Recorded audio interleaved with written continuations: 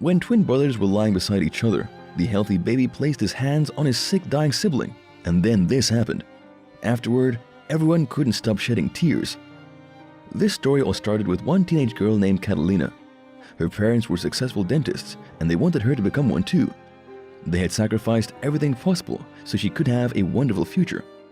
Catalina also didn't doubt that everything would work out as her parents had planned. Upon graduation, her goal was to work in her parents' organization and settle down with a fine gentleman. Amongst all these beautiful plans, there was also one more that was a bit unusual. Catalina didn't want kids. She had seen everything her parents did just to make her happy. The pains, tears, burden, and she didn't want any of that. There was so much suffering in the world, and she didn't want to bring kids to live in a place where everyone was constantly battling something. After a few years, Catalina arrived at college and learned something different from the perfect life she was used to. She found it so difficult to do her house chores. Her life now seemed like a complete mess. She even spent so much paying someone to do all this. She realized her parents never taught her to fend for herself. They had provided everything on a silver platter. Now her life became so demanding and complicated. So, how would she be able to care for her kids if fending for herself was this difficult? All these only made her bent on not having kids. Not now, not in the future, or even her next life. Shortly before graduating college, Catalina started working with her parents. It was also during this period she found a boy, Alex, whom she fell deeply in love with. He came from a wonderful family and had a thriving business, so Catalina's parents were sure she would have a good and stress-free life with him. During a conversation, this couple got to know that they weren't both interested in having kids at the moment. However, Alex was open to having them in the future. Unfortunately, they made a very grave mistake. Neither of them discussed the future plans about this, and it led to a tragic incident. Several years later, Alex decided it was time to get married to the woman of his dreams, so he got down on one knee and popped the question. But what happened next made him believe he was kneeling in front of a stranger. A few minutes after Catalina accepted his proposal, the two were still basking in the euphoria of the moment when Alex made a shocking suggestion. He told his lady that it would be ideal for them to have kids when they clocked 30 or 35. However, he got the biggest surprise of his life. She told him she did not want to have any children at all. But before she was even done talking, Alex went into a rage. He felt she had deceived him. Filled with anger and vengeance, he screamed at her and said all sorts of vile things. Not even one's enemy should hear such terrible words. It was only when he was done that he realized his error, and he hated himself to the tiniest bits. He knew he had hurt her deeply. Standing right in front of him was the girl he had just made miserable, wearing the prettiest smile he had ever seen. Then she said, "It's fine, I forgive you." When she said those words, Alex couldn't believe his lucky ears. He burst into tears immediately, and Catalina joined him too. Then he said, "I really love you, and I would do anything to make you happy. We would live our lives forever without kids." That moment, those words were the most beautiful ones she had ever heard in a while. However, while she thought it was an emotional reunion, this man had a secret plan, a very dark one. You see, there is this saying that when you love someone, you make sacrifices, and sometimes this could be in the form of letting go. But Alex wasn't ready to do this. He couldn't part ways yet with his own desires, and he wasn't ready to give her the kind of life she wanted. Overpowered by selfishness, he did something despicable. That night, when they got home, they had dinner and went to bed. When Alex was sure Catalina was asleep, he got up, tiptoed to a wardrobe, and did the unthinkable. To avoid pregnancy, Catalina always made use of anti-conception pills, which he kept in a circular pill dispenser in the wardrobe. It was these pills that Alex now changed to sugar pills.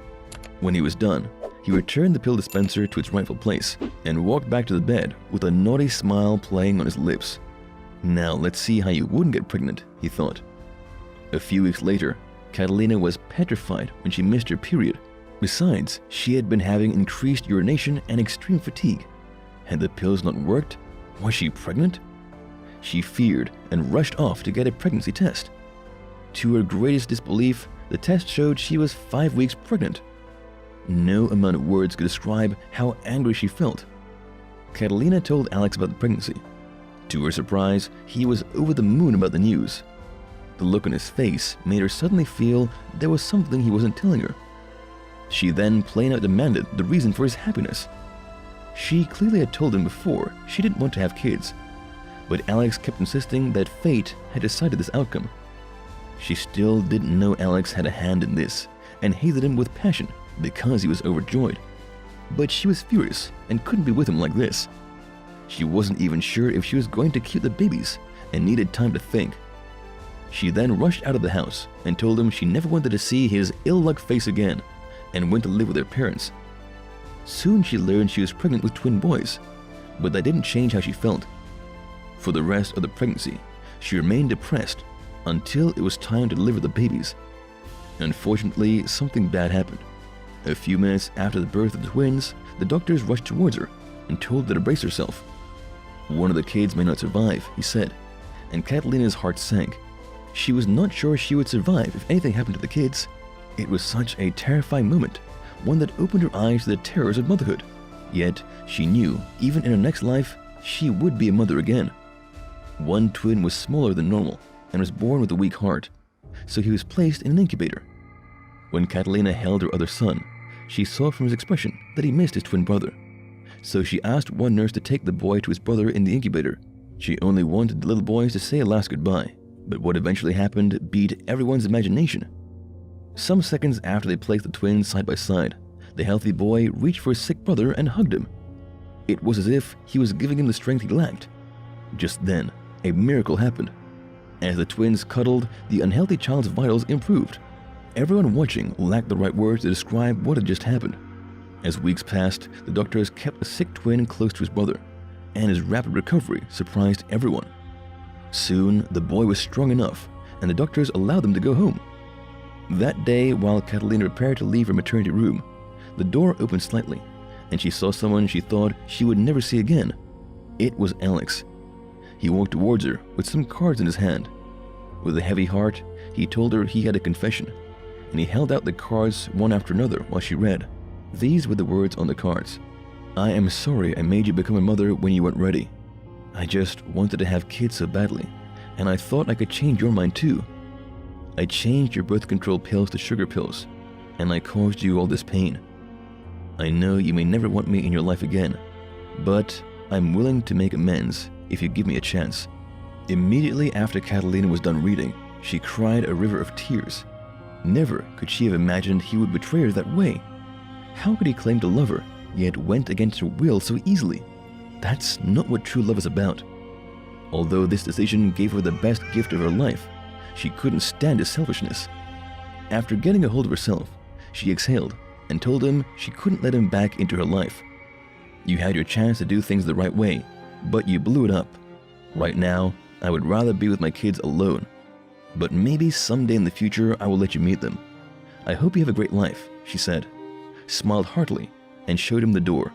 There was nothing left for him to say, so he walked away, only stopping at the door for one last glance.